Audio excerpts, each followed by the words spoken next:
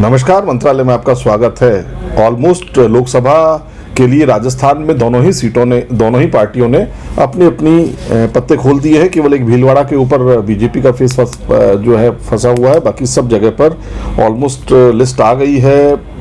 कांग्रेस ने भी अपने पत्ते खोल दिए हैं, बीजेपी ने भी अपने पत्ते खोल दिए हैं। और जो अब देखने में आ रहा है, जो सीन बना है पूरे के पूरे लोकसभा चुनावों का, इस बार जो है कंपटीशन कांग्रेस ने बीजेपी के लिए टफ कर दिया है। यानी कि अगर सीन देखेंगे पूरे उसमें, मैं पहले भी कह चुका हूं कि कांग्रेस के पास खोने के लिए कुछ भी नहीं है। कांग्रेस जीरो पर सिमट चुकी है। जीरो का मतलब जीरो होता है, शून्य होता है, उससे नीचे कोई गणना नहीं की जा सकती।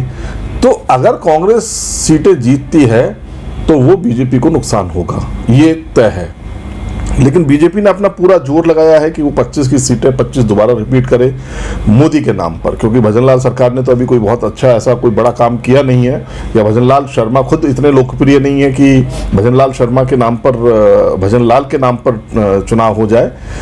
लोकप्रियता के हिसाब से अगर मैं पिछले चुनाव को देखूंगा तो अशोक गहलोत बहुत लोकप्रिय थे, फिर भी कांग्रेस को 0 सीटें आई थी। यानी कि अशोक गहलोत के नाम पर वोट नहीं पड़ा था, लोकल चेहरों के नाम पर भी वोट पड़ा था। तो अभी स्थितियां ऐसी इस तरीके की हैं कि यदि इन सब को अगर अपन देखें, जैसे ओम बिरला के सामने एक टफ कंपटीशन प्रहलाद गुंजल का आया है। प्रहलाद गुंजल जो है गुर्जर नेता हैं। सचिन पायलट का अगर सपोर्ट मिलता है और खुद का उनका नेतृत्व है, खुद के उनके वोट बैंक है, रामगंज मंडी से पहले विधायक रह चुके हैं, एक बड़ा दमदार नेता है, वो ओम बिरला के सामने चुनौती बन करके तो खड़े हुए हैं। मतलब ओम बिरला की जीत बहुत आसान नहीं है।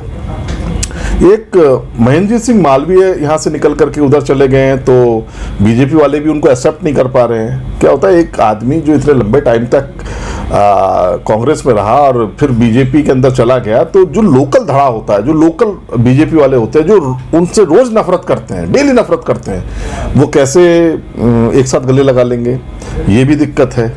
ज्योति मिर्धा के सामने हनुमान बेनीवाल कांग्रेस के साथ मिलकर के आ गए हैं बीजेपी के सामने। पहले भी ये लड़ चुके हैं, ज्योति मिर्धा हार चुकी है हनुमान बेनीवाल से, अब हनुमान बेनीवाल खुद लड़ रहे हैं।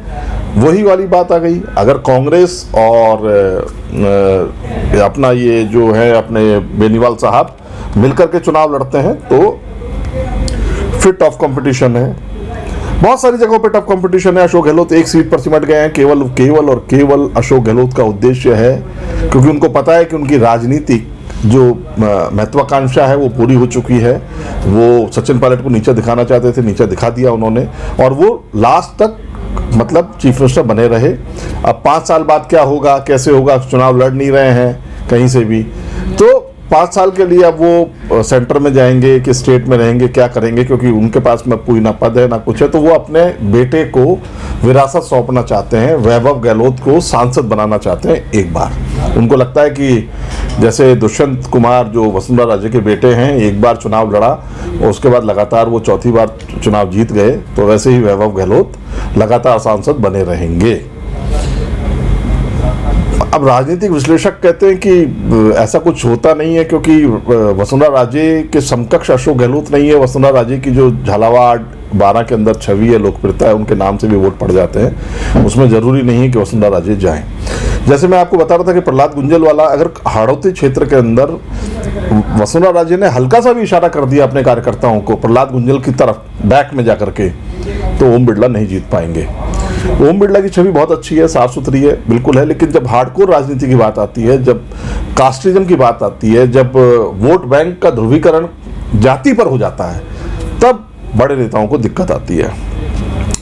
सचिन पायलट का छत्तीसगढ़ का प्रभारी बनाना, यहाँ से शिफ्ट करना, छत्तीसगढ़ के अंदर लगातार दौरे करना, सचिन पायलट के हर मीटिंग के अंदर उपस्थित होना, और राजस्थान में सचिन पायलट की लोकप्रियता को मतलब लोकप्रियता का बढ़ना, क्योंकि अशोक गहलोत डाउन हुए हैं, सचिन पायलट धीरे धीरे बढ़ रहे हैं। ऐसे में अगर कुछ सीटें निकलती हैं तो सचिन पायलट का कद अचानक बढ़ जाएगा। सीटें कौन सी हैं? देखो, बहुत इंपॉर्टेंट है जो डिसीजन हुए हैं अभी। देखिए, बहुत इजी भी है, क्योंकि मुरारी मीणा को दौसा से लड़ाया जा रहा है। मुरारी मीणा MLA हैं। मुरारी मीणा राजेश पायलट के पीएस रह चुके हैं। मुरारी मीणा दौसा के अंदर राजनीति करते हैं, उनके सामने अगर टक्कर लाना था, क्योंकि कन्हैयालाल को उतारा गया है, कन्हैयालाल मीणा को अभी हमने जो देखा है वो दौसा से कन्हैयालाल मीणा को उतारा गया, और कन्हैयालाल मीणा भैरव सिंह शेखावत के टाइम पर मंत्री बने थे लास्ट में 6 महीने के लिए।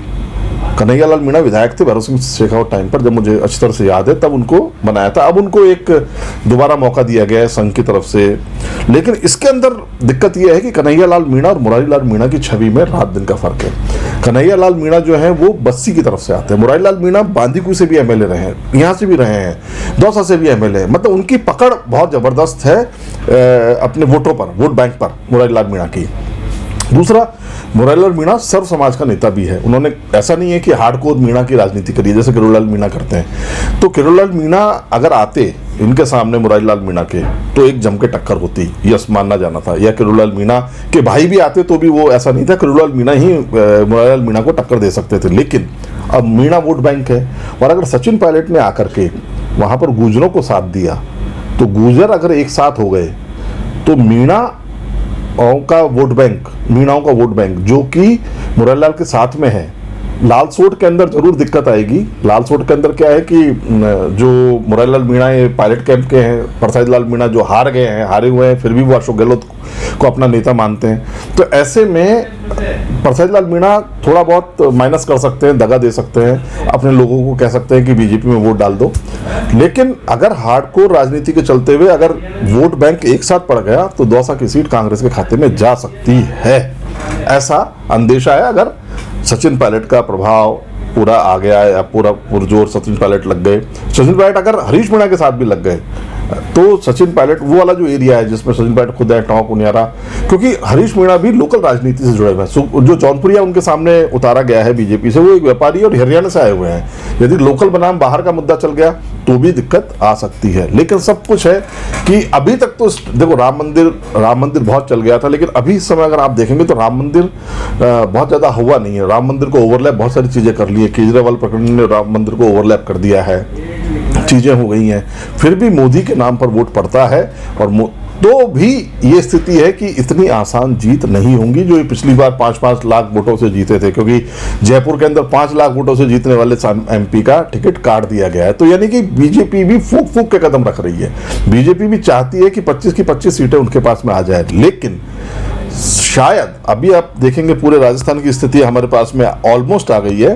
तो कई जगहों पर जैसे जयपुर के अंदर सुनील शर्मा का विड्रॉ होना और प्रताप सिंह खचरियावास का आना। प्रताप सिंह खचरियावास का एक यूथ लीडर तो है ही है, लेकिन प्रताप सिंह खचरियावास का में एक समस्या है, उनकी भाषा सिर्फ यूथ ही समझ पाता है। बाकी जो बड़े लोग हैं या जो और लोग हैं उनको अक्खड़ समझते हैं या ये दबंगई वाला नेता समझते हैं या कुछ भी समझते हैं। तो मंजू शर्मा के लिए मुझे लगता है कि ये जीत आसान होगी, बहुत ज़्यादा मुश्किल नहीं होगी। प्रताप सिंह कोई बहुत बड़ी मुस्लिम वोटों के जरिए आप बहुत बड़ा वोट बैंक मतलब सेंट्रलाइज नहीं कर सकते कि आप पूरे जयपुर लोकसभा क्षेत्र को, वो एक आध विधानसभा क्षेत्र की बात है जहाँ से मुस्लिम एमएलए जीत के आ गए, लेकिन ऐसा नहीं है कि आप पूरा वोटों का ध्रुवीकरण कर दें या चीज़ें कर दें, तो ऐसा नहीं है। तो जयपुर की सीट तो आसानी से संभवतया ले लेंगे, लेकिन जो हुआ, जो जिस तरीके की चीज़ें निकली, जैसे बीजेपी ने अपना मिथक भी तोड़ा है। बीजेपी ने विश्वराज सिंह को टिकट दिया था राजसमंद से सीपी जोशी के सामने, और अब उनके परिवार से ही